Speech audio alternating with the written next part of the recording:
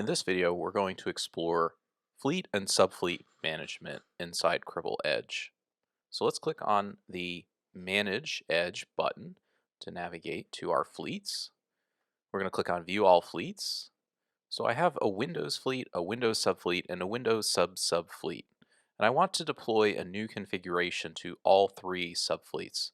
So for example, I'm going to pick the exec source, and we're going to call this the GOAT.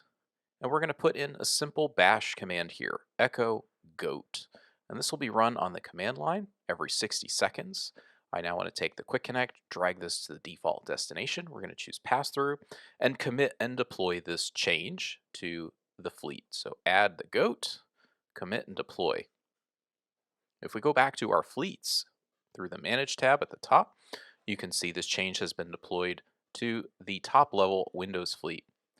If I go to the Collect tab in the subfleet, I can see that the new exec source has been created, and the same thing for the subfleet.